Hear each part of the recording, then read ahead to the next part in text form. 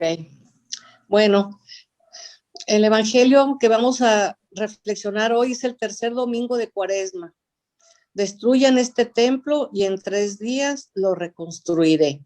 Este es un evangelio de San Juan y nos va a traer a la memoria pues muchos detalles que se ven en el Antiguo Testamento de cómo era la Pascua judía y por qué Jesús se comporta así con los mercaderes, ¿verdad?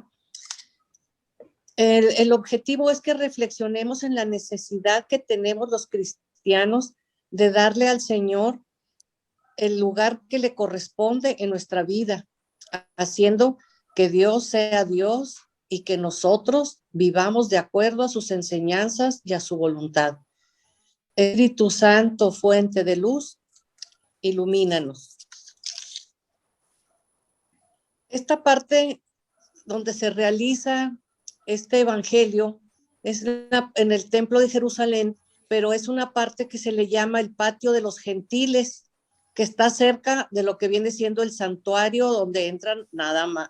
No, de ver, se me pasaba leer el evangelio. Disculpen. Bueno, del Santo Evangelio según San Juan. Gloria a ti, Señor.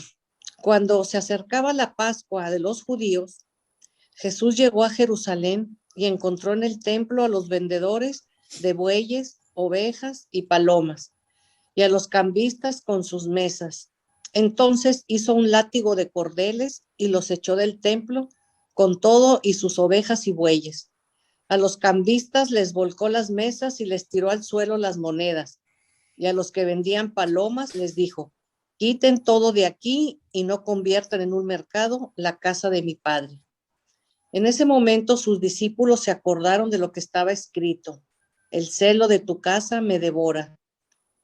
Después intervinieron los judíos para preguntarle: ¿qué señal nos das de que tienes autoridad para actuar así? Jesús les respondió: destruyan este templo y en 3 días lo reconstruiré. Replicaron los judíos: 46 años se ha llevado la construcción del templo y tú lo vas a levantar en 3 días. Pero él hablaba del templo de su cuerpo. Por eso, cuando resucitó Jesús de entre los muertos, se acordaron sus discípulos de que había dicho aquello y creyeron en la escritura y en las palabras que Jesús había dicho. Mientras estuvo en Jerusalén para las fiestas de Pascua, muchos creyeron en él al ver los prodigios que hacía. Pero Jesús no se fiaba de ellos porque los conocía a todos y no necesitaba que nadie le descubriera lo que es el hombre, porque él sabía lo que hay en el hombre. Palabra del Señor. Gloria a ti, Señor Jesús. Entonces, como les decía, este evangelio está describiendo una actividad que se realizaba en el templo de Jerusalén año con año. Se realizaba en el patio de los gentiles, que estaba cerca del santuario y del Santo Santorum, donde nada más podían entrar los sacerdotes. Entonces, en el patio de los gentiles, pues ahí se hacía toda la vendedera de los animales que se iban a usar para los sacrificios, ¿verdad? En esa época, los rabinos prohibían muchas cosas con respecto al templo. Decían que no se podía entrar con bastón, no se podía subir con sandalias, no debían de llevar bolsas, tampoco podían tomar el templo como un atajo para cortar camino. Entonces, dicen, a pesar de estas medidas preventivas, según esto de la santidad del templo, pues no se respetaban y se llegaban a verdaderas profanaciones en el recinto sagrado, como confirma esta escena de Jesús. Nos encontramos ya muy próximos a la Pascua y son las fiestas pascuales, las celebraciones judías más importantes del año para todos los judíos.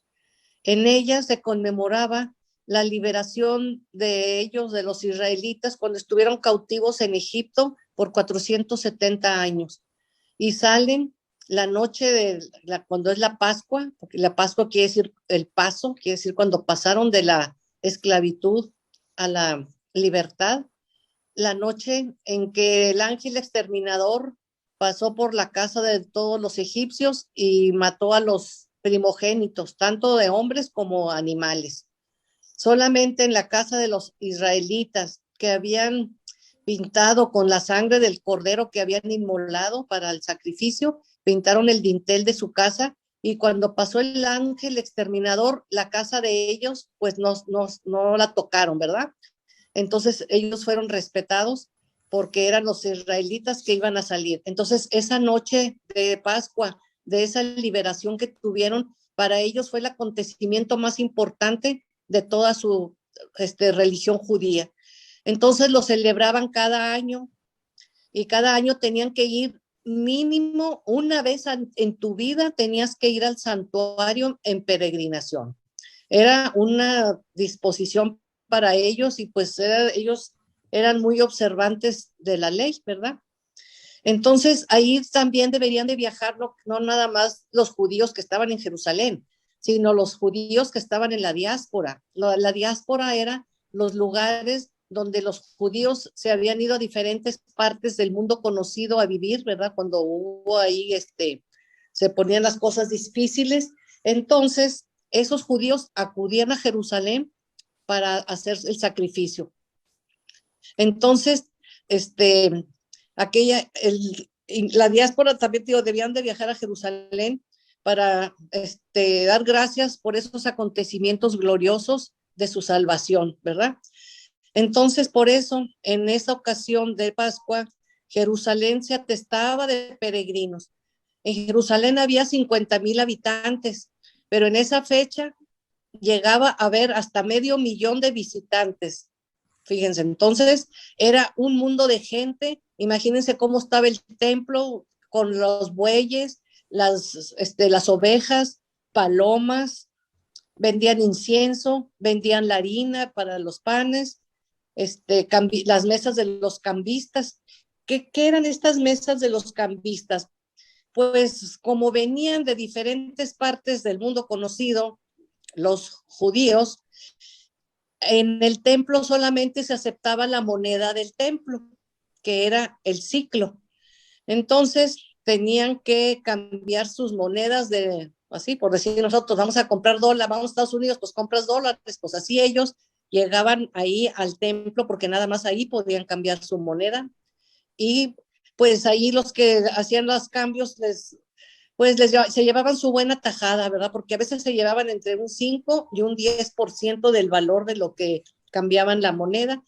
Entonces, aparte, pues había mucha algarabía con las mesas de los cambistas, los alegatos, los regateos. Imagínense el olor del excremento de los bueyes y las ovejas. ¿Qué más? Pues las palomas ahí. En eso llega Jesús como un peregrino más, como judío, y pues imagínense nomás lo que él le tocó ver. Por eso se enojó e hizo un látigo con unos cordeles que estaban ahí, y les volteó las mesas a los cambistas y se enojó con ellos, ¿verdad? Entonces, dicen que los sacerdotes pues eran los dueños aquí de todo el negocio, porque esos animales que vendían, los que venían de peregrinos no los podían traer, ni los podían comprar fuera del templo, porque los sacerdotes decían que no eran animales puros, ¿verdad? Porque si traía una manchita, o si traía una orejita más caída que otra, o el ojito más caído, cualquier cosa sacaban y le decían que no era apto para el sacrificio, y le vendían ahí el animal que los sacerdotes querían. Claro que lo vendían a 4 o 5 veces más el costo que lo que debía costar eso.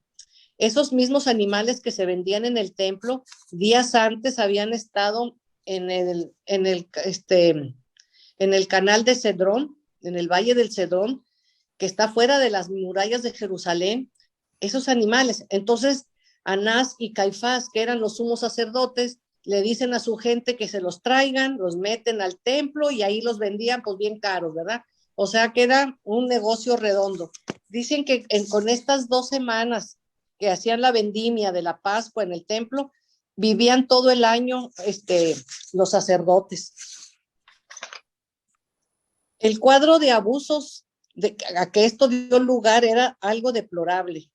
con mucho ruido y balidos de los animales. Entonces estos sacerdotes, Anás y Caifás, pues eran su negocio, ¿verdad? A todo lo que daba. Y en ocasión a esta solemnidad, todo el pueblo judío estaba invitado a reunirse en Jerusalén por la liturgia solemne de la Pascua.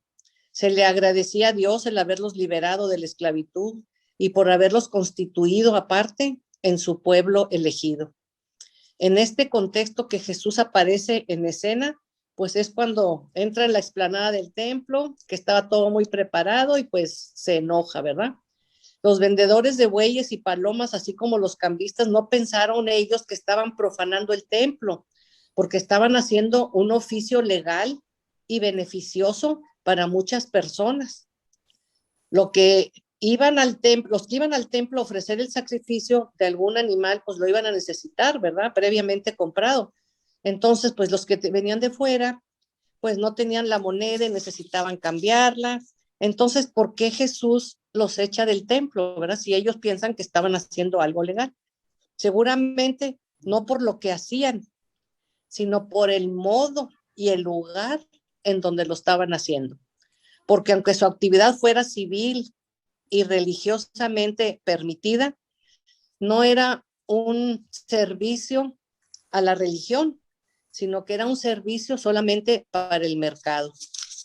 Entonces, Jesús se encuentra con un pueblo que le está dando culto, matando a los machos cabríos y la sangre ofreciéndola ahí en sacrificio.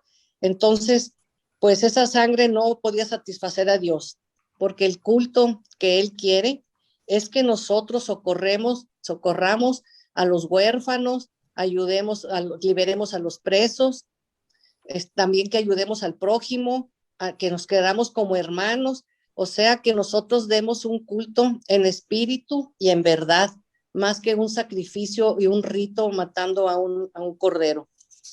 Y ante estas protestas de Jesús, pues claro que se enojaron ahí, ¿verdad? Los sacerdotes y podían haberlo puesto preso, pero solamente le hacen una pregunta: ¿qué señal nos muestras para obrar así? A ver, ¿por qué nos estás haciendo esto? Entonces Jesús les dice: destruyan este templo y en 3 días lo volveré a levantar. Claro que estas palabras de Jesús no eran una orden para destruir el templo, ¿verdad?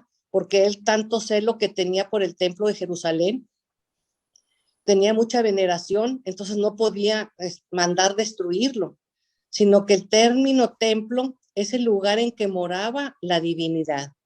Y la divinidad moraba en el cuerpo de Jesús. Entonces, él era el templo de la divinidad.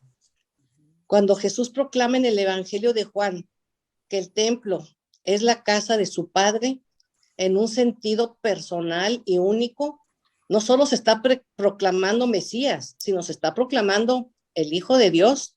Entonces, imagínense también cómo les cayó a los sacerdotes escuchar eso. Y Juan, pues es el único que añade que todas estas cosas los discípulos las recordaron. En los libros sagrados estaba escrito: el celo por tu casa me consumirá, que lo tenemos escrito en el Salmo 69. También, el templo que era la casa de su padre, y los sacerdotes se creían puros y perfectos, la habían profanado con sus robos, con su avaricia, aparte con tráfico de injusticias y arbitrariedades. Esos mismos jefes religiosos, quienes se supone que tenían que acercar la gente a Dios, por eso Jesús se revela pues con tanta hipocresía y falsedad, y él viene a purificar el templo. Pero pues los intereses de los sacerdotes pues eran muy elevados, ¿verdad? Como para quedarse callados. Entonces, por eso se encaran con Jesús, como ya lo habían hecho en otras ocasiones, ¿verdad? Y lo tratan de poner a prueba. Entonces, por eso le preguntan que con qué autoridad hace eso. Y él estaba pasando por encima del poder de los sacerdotes y destruyendo sus intereses demasiado egoístas y mezquinos. Hemos llegado pues a la tercera etapa de nuestro itinerario cuaresmal.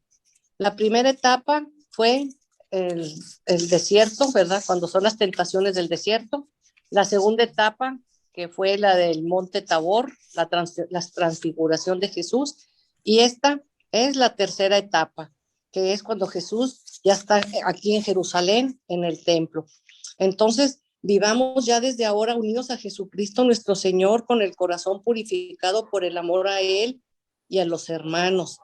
La autenticidad de nuestro culto cristiano y de nuestra devoción tiene que medirse por las obras y por la caridad al prójimo, más que por los ritos. Hermanos, ¿qué nos sugiere a nosotros este evangelio que acabamos de escuchar, y en el cual Jesús expulsa a los comerciantes del templo? Me parece que quiere decirnos lo siguiente, que de vez en cuando hay que poner la casa en orden, limpiarla, arreglarla, sacar la basura, las cosas inútiles y superfluas, y así se puede vivir mejor y con más gusto. Así que, pues nosotros debemos, como católicos, que vamos a misa y que sabemos que en la Eucaristía solo será el banquete que nos da el Padre cuando todos seamos hermanos, pues vamos a tratar de vivir una religión con el amor hacia los demás, ¿verdad? Cuando decimos de la casa material, vale mucho más todavía del mundo espiritual. Sabemos que Cuaresma es el tiempo propicio para la conversión, para el cambio, la renovación. Es el momento para poner en orden nuestra vida y nuestro corazón. ¿Me pones por favor la oración introductoria? Es que no viene aquí en el manual, fíjate. Claro que sí. Nomás viene la contemplación. Y ya había empezado cuando la pusiste, pero está muy bonita.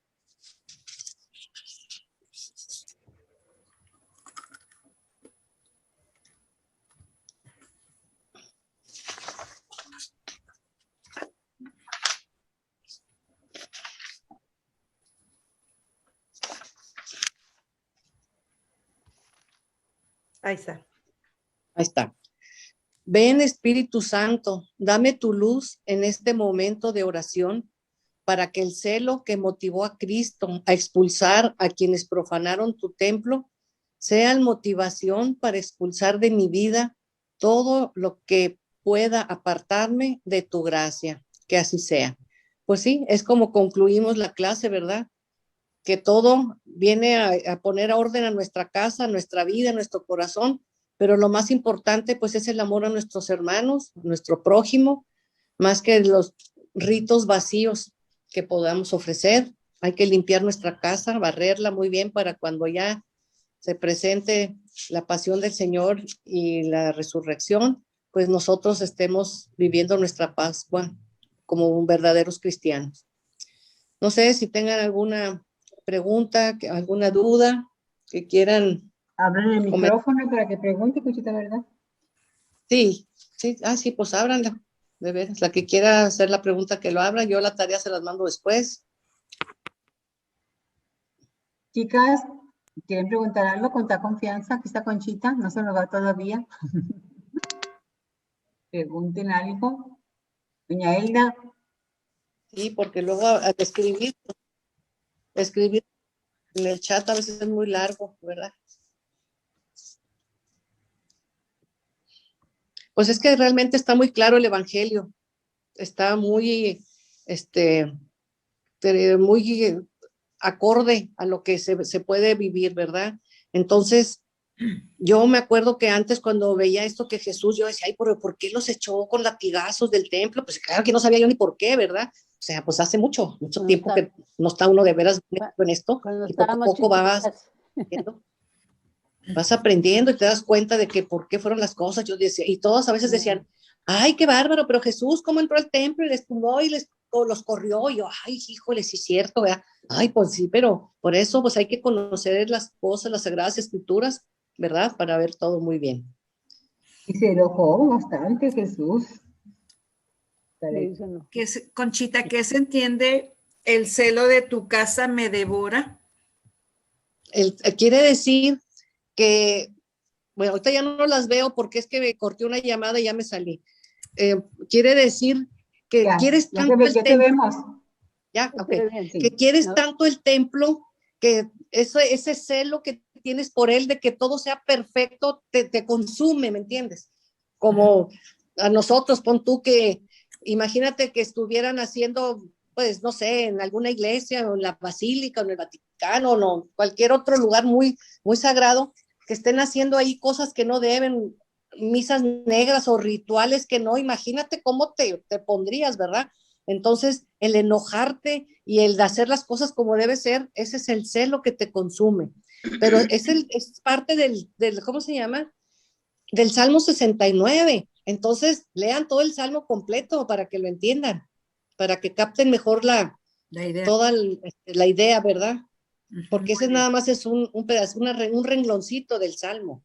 Ok, muy bien. Pero Muchas gracias. quiere decir eso.